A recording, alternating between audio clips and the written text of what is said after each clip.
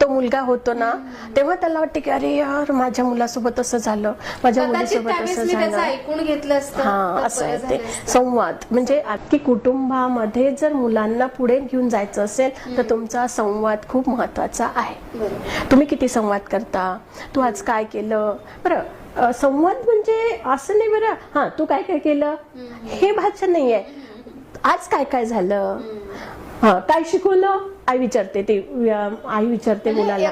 मुलं शाळेत आले की लगेच त्यांना क्वेश्चन्स केले जातात की काय झालं शाळेत, काय केलं, टेस्ट कशी गेली किंवा जी काय ऍक्टिव्हिटीज होती ती कशी झाली, बस बस डायरेक्ट विचारतात.